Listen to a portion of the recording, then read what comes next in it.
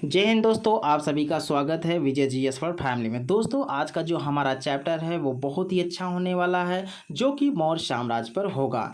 इस चैप्टर में हम यह जानेंगे कि मौर्य साम्राज्य का उदय कैसे हुआ और मौर्य साम्राज्य के इतिहास को जानने के क्या क्या प्रमुख स्रोत हैं और मौर्य वंश की उत्पत्ति कैसे हुई, तो इन सभी के बारे में हम एक एक करके समझेंगे। तो सबसे पहले हम यह जानेंगे दोस्तों कि मौर्य काल के इतिहास को जानने के लिए क्या क्या प्रमुख स्रोत उपस्थित हैं।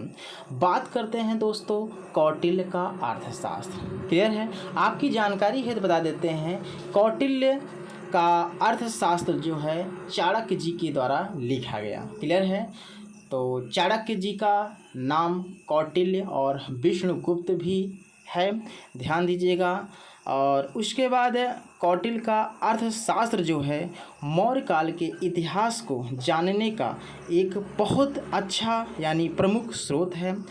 इस रचना में कुल 16 भाग हैं, जिसमें श्लोकों की संख्या की बात करें तो लगभग 600 हैं। इस ग्रंथ में सम्राट की मंत्रिपरिषद, प्रमुख कर्मचारीगण, राज्य की न्याय व्यवस्था, कर व्यवस्था एवं राजा के कर्तव्यों का विशद वर्णन है। तो दोस्तों, कौटिल्य का अर्थशास्त्र जो है मौर्यकालीन इतिहास जानने का एक प्रमुख साधन है। तो यदि आपको जानना है कि मौर्य साम्राज्य का कैसे था, तो इस अर्थशास्त्र यानी इस कौटिल्य के अर्थशास्त्र के माध्यम से आप जानकारी ले सकते हैं। तो बात करते हैं दोस्तों इंडिका की। क्लियर है? इंडिका जो है मेगास्थनीज के द्वारा लिखी गई पुस्तक है। मेगास्थनीज जो था यूनानी राजदूत थे, जो कि सेल्यूकस की ओर से भारत में चंद्रगुप्त मौर्य के दरबार में रहते थे। क्लियर है? उनकी जो पुस्तक थी इंडिका है, जो मौर्य काल की जानकारी का दूसरा प्रमुख स्रोत है। तो अगला हम बात करते हैं अशोक यानी सम्राट अशोक। क्लियर है? जो पूरे मौर्य साम्राज्य का सबसे महान हाँ। क्लियर है? तो अशोक के शिलालेख। क्लियर है? अशोक ने अपने शासनकाल में बहुत से स्तूपों, अभिलेखों तथा स्तंभ लेखों का निर्माण करा रखा था। तो इस शिलालेखों में, स्तंभ लेखों में जो लेख लिखे गए हैं, उसके माध्यम से भी आप मौर्य साम्राज्य के इतिहास को जान सकते हैं। क्लियर है? और बात करते हैं दोस्तों मुद्रा राक्षस, जो कि विशाख दत्त के द्वारा लिखी गई एक नाटक है। क्लियर है? तो इसमें भी आप मौर्य काल के इतिहास को जान सकते हैं। बात करते हैं बहुत से ऐसे ग्रंथ हैं जैसे दीपवंश, महावंश, दिव्यावदान आदि में भी मौर्य के बारे में वर्णन किया गया है। दोस्तों, आप इस मैच में देख रहे हैं कि मौर्य साम्राज्य किस तरीके से है, किस तरीके से अपना एक विशाल साम्राज्य स्थापित रखा। क्लियर है? अब प्रश्न उठता है दोस्तों कि मौर्य वंश की उत्पत्ति कैसे हुई। क्लियर है? और यहाँ सबसे बड़ी प्रश्न ये उठती है कि मौर्य वंश किस कुल से संबंध अपना रखते थे, क्षत्रिय कुल से कि शूद्र कुल से। क्लियर है? तो इसमें भी आज भी प्रश्न चिन्ह लगा हुआ है। तो दोस्तों समझेंगे कि मौर्य क्षत्रिय थे कि शूद्र थे। क्लियर है? बात करते हैं कि मौर्य शूद्र थे। क्लियर है? संपूर्ण ब्राह्मण साहित्य जो कि चंद्रगुप्त को शूद्र कहता है। यहाँ की मत्स्य पुराण में भी कहा गया है कि महानंद के पश्चात शूद्र योनि के राजा पृथ्वी पर शासन करेंगे। क्लियर है? और यहाँ तक कि विशाख दत्त के नाटक मुद्रा राक्षस में भी उसे वृषल तथा कुलहीन कहा गया है। बृहत कथा मंजरी तथा कथा सरित सागर में उसे शूद्र जात से संबंधित कहा गया है। बात करें यूनानी लेखक जस्टिन के अनुसार चंद्रगुप्त का जो जन्म हुआ है वो निम्न कुल में हुआ था। और जैन अनुश्रुति के अनुसार भी चंद्रगुप्त मौर्य जो थे एक गांव के मुखिया की स्त्री से उत्पन्न हुआ था और मौर्य इसलिए कहलाया क्योंकि उस गांव में मोर पालने वालों की संख्या अधिक थी। और मौर्य शब्द के आधार पर ही विष्णु पुराण में यह निष्कर्ष निकाला गया है कि चंद्रगुप्त का जन्म नंद राजा की मुरा नामक स्त्री से हुआ था, किंतु संस्कृत व्याकरण के अनुसार मुरा से मौर्य शब्द बनेगा, न कि मौर्य। इस प्रकार कुछ अन्य ग्रंथों में भी चंद्रगुप्त मौर्य को निम्न कुल में उत्पन्न बताया गया है। क्लियर है दोस्तों? तो इस तरीके से कुछ ऐसे ग्रंथ हैं, कुछ ऐसे नाटक हैं जिसमें मौर्यों को शूद्र जाति से संबंधित बताया गया है। क्लियर है? अब बात करते हैं दोस्तों कि मौर्य क्षत्रिय थे। अनेक ऐसे साधन भी हैं जिनके आधार पर चंद्रगुप्त को क्षत्रिय भी माना गया है। क्लियर है?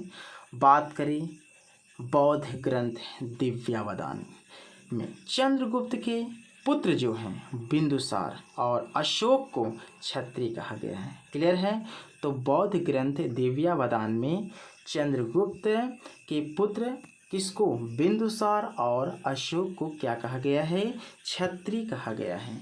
इसी ग्रंथ में अशोक अपनी पत्नी तिस्य रचिता से कहता है कि देवी अहम क्षत्रियाः कथा पलांडुमम परिभक्ष्यामि, अर्थात देवी मैं क्षत्रिय हूँ, प्याज कैसे खा सकता हूँ। इसी प्रकार एक अन्य बौद्ध ग्रंथ महावंश चंद्रगुप्त को मौर्य क्षत्रिय कुल का मानता है। क्लियर है?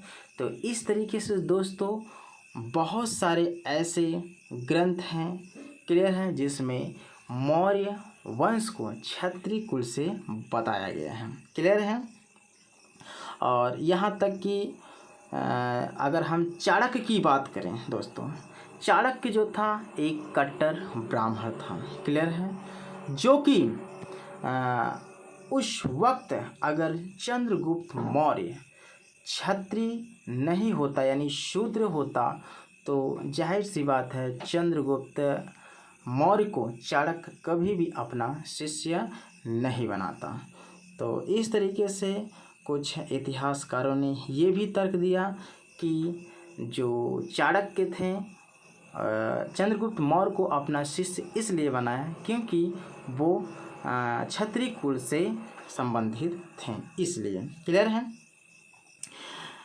बात करते हैं चाणक्य जी के जीवन परिचय के बारे में बताते हैं। तो चाणक्य जो थे एक महापंडित थे। क्लियर है? और तक्षशिला विश्वविद्यालय में ये आचार्य के पद पर थे। चरण गांव के होने की वजह से इन्हें चाणक्य के नाम से पुकारा गया और इनका गोत्र कुटिल था, इसी कारण इन्हें कौटिल्य के नाम से लोगों ने पुकारा। और इनके बचपन का नाम विष्णु गुप्त था। तो ये पॉइंट याद रखे रहिएगा, बहुत सारी परीक्षाओं में कभी कभी पूछ लेता है। क्लियर है? जो कि इम्पोर्टेंट है। अब बात करते हैं दोस्तों चंद्रगुप्त मौर्य का प्रारंभिक जीवन कैसा रहा, किस तरीके से चंद्रगुप्त मौर्य को चाणक्य ने अपना शिष्य बनाया और चंद्रगुप्त मौर्य ने एक विशाल साम्राज्य यानी नंद वंश को के शासक धनानंद को किस तरीके से पराजित किया, इन सभी के बारे में हम समझेंगे। तो अभी जानेंगे दोस्तों चंद्रगुप्त मौर्य का प्रारंभिक जीवन कैसा है। चंद्रगुप्त मौर्य के वंश की ही भांति उसका प्रारंभिक जीवन भी विवादग्रस्त है। क्लियर है?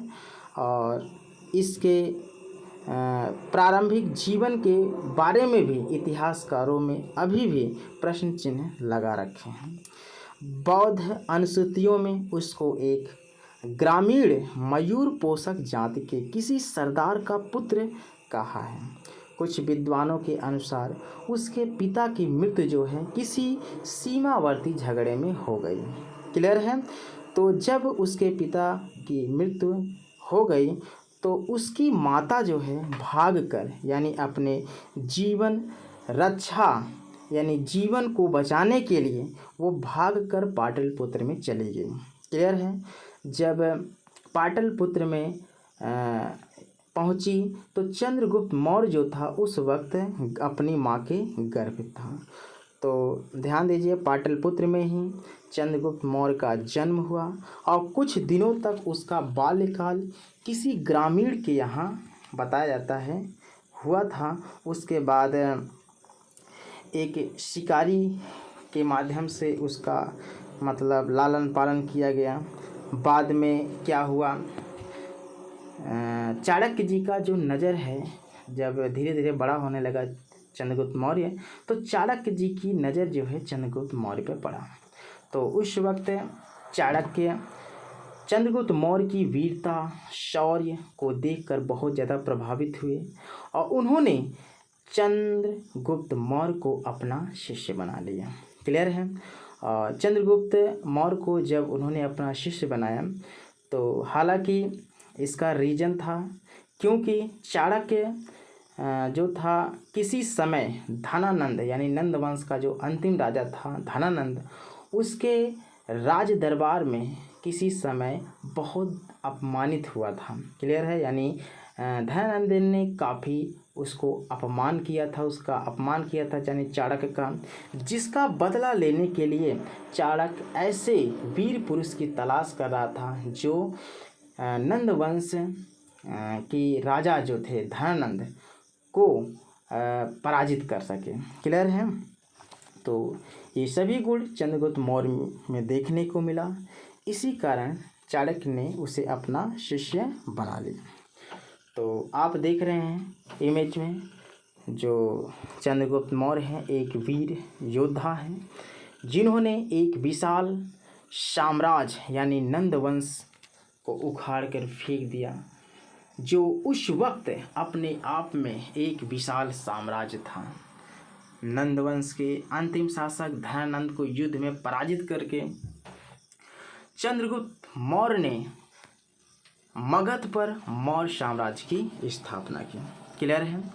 तो चलिए दोस्तों शुरू करते हैं कि चंद्रगुप्त मौर्य की विजय एवं साम्राज्य विस्तार क्या है। क्लियर है।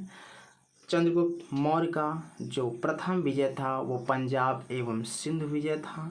हालांकि ये परीक्षा के दृष्टि से ज़्यादा मोस्ट इम्पॉर्टेंट नहीं है, लेकिन आपकी जानकारी है इसे जानना जरूरी है। बात करते हैं नंद वंश का विनाश। हाल ही में अभी मैंने बताया कि नंद वंश का अंतिम शासक जो था वो था धनानंद, जिसको चंद्रगुप्त मौर्य ने चाणक्य की मदद से यानी चाणक्य के दिमाग से चाणक्य के दिए हुए प्रवचन से, क्लियर है, उसने नंद वंश का विनाश किया। क्लियर है। और जब नंद वंश का विनाश किया उसके बाद इसी मगध पर मौर्य साम्राज्य की स्थापना हुई। क्लियर है। तो ये आप जानकारी रखे रहिए। बात करते हैं तीसरा जो युद्ध हुआ था सेल्यूकस से हुआ था, जो कि सिकंदर का सेनापति था। क्लियर है। सेल्यूकस से जो युद्ध हुआ था वो चंद्रगुप्त मौर्य और सिकंदर के सेनापति सेल्यूकस के बीच हुआ था 305 ईसा पूर्व में। क्लियर है। इस युद्ध में सेल्यूकस जो है भारतीय सम्राट से युद्ध में पराजित हो गया था। जब युद्ध में पराजित हो गया तो दोनों पक्षों में कुछ समझौते हुए थे। जैसे बात करें कि दोनों पक्षों के मध्य वैवाहिक संबंध हुआ। ऐसा कहा जाता है कि चंद्रगुप्त से सेल्यूकस ने अपनी पुत्री का विवाह कर दिया था। क्लियर है। और दूसरी संधि जो थी दोस्तों, सेल्यूकस ने अपने राज्य के 4 प्रांत चंद्रगुप्त को दे दिए। इन प्रांतों के नाम जैसे कांधार, काबुल, हेरात और बिलूचिस्तान था। क्लियर है। तीसरी जो संधि हुई थी कि चंद्रगुप्त ने सेल्यूकस को 500 हाथी उपहार स्वरूप भी दिए थे। यानी ये संधि जो है दोनों पक्षों में थे और दोनों ने कुछ न कुछ एक दूसरे को दिए। इसके अतिरिक्त भारतीय सम्राट के दरबार में सेल्यूकस का राजदूत मेगास्थनीज रहने लगा। इसी मेगास्थनीज ने इंडिका नाम की एक पुस्तक लिखी, क्लियर है, जिसमें तत्कालीन भारत की राजनीतिक, सामाजिक तथा धार्मिक व्यवस्था का अच्छा सा वर्णन किया है, क्लियर है। तो हमारे हिसाब से ये जो सेल्यूकस से युद्ध हुआ था चंद्रगुप्त मौर्य और सेल्यूकस के बीच हुआ था, बहुत ही इम्पोर्टेंट है, इसको याद रखे रहिएगा। बहुत सारी परीक्षाओं में ये पूछ रखा है, क्लियर है। और बात करते हैं चौथा जो युद्ध हुआ विजय था चंद्रगुप्त मौर्य का, वो पश्चिमी भारत की विजय था, क्लियर है, जो कि सौराष्ट्र के जूनागढ़ में प्राप्त रुद्रदामन के शिलालेख से यह पता चलता है कि अर्जयत पहाड़ से निकलने वाली दो नदियों पर चंद्रगुप्त मौर्य के प्रांतीय शासक पुष्यगुप्त वैश्य ने सुदर्शन झील पर एक बांध बनवाया था। ये प्रश्न बहुत बार पूछा है परीक्षाओं में कि सुदर्शन झील पर बांध किसने बनवाया था? पुष्यगुप्त वैश्य ने बनवाया था, क्लियर है, इसको दिमाग पे सेट कर लीजिएगा, क्लियर है। अब बात करते हैं दक्षिण भारत की विजय, ये भी मोस्ट इम्पॉर्टेंट है, इसको भी रखे रहिए याद। हालांकि परीक्षा इससे ज़्यादा तो नहीं है, लेकिन इसको अपने दिमाग पे रखे रहिएगा। एक बात इसमें याद रखे रहिएगा, एक इतिहासकार थे प्लूटार्क। प्लूटार्क के शब्दों में यह कहा गया है कि 6 लाख सैनिकों की विशाल सेना लेकर चंद्रगुप्त मौर्य ने संपूर्ण भारत को रौंद डाला था, क्लियर है। बात करते हैं चंद्रगुप्त मौर्य का अंतिम दिन कैसा रहा। तो चंद्रगुप्त मौर्य लगभग 24 वर्ष तक शासन करने के उपरांत चंद्रगुप्त की 298 ईसा पूर्व में मृत्यु हो गई। उसके अंतिम दिन कैसे बीते इस विषय में कोई निश्चित जानकारी भी नहीं मिलती है। एक अनुश्रुत के अनुसार अपने जीवन के अंतिम दिनों में वह भद्रबाहु के साथ मैसूर की पहाड़ियों की ओर चला गया और जैन मत की रीत के अनुसार उपवास के द्वारा उसकी मृत्यु हो गई, क्लियर है। तो दोस्तों चंद्रगुप्त मौर्य जो था एक वीर योद्धा था, जिसने एक विशाल साम्राज्य की स्थापना की, क्लियर है। और चंद्रगुप्त मौर्य का साम्राज्य विस्तार की बात करें तो चंद्रगुप्त मौर्य का साम्राज्य पूर्व में बंगाल से लेकर पश्चिम में हिंदकुश और सौराष्ट्र तक फैला हुआ था, क्लियर है। और चंद्रगुप्त मौर्य भारतीय इतिहास में प्रथम सम्राट था जिसने अपने बाहुबल से एक विशाल साम्राज्य की स्थापना की थी। और इस तरीके से दोस्तों चंद्रगुप्त मौर्य एक वीर योद्धा था और उसने मौर्य वंश का जो नींव रखा, क्लियर है, वो आज भी इतिहास में अपना एक वर्चस्व कायम रखता है। इस राजवंश में कुल 10 राजाओं ने राज किया, क्लियर है, जिसमें से हम कल जो हैं बिंदुसार के बारे में पढ़ेंगे। फिर उसके बाद है सम्राट अशोक, जो कि इतिहास प्रसिद्ध है, क्लियर है। तो दोस्तों आज के लिए बस इतना ही, कल फिर मिलेंगे हम। तो आज के लिए बस इतना ही, जय हिंद।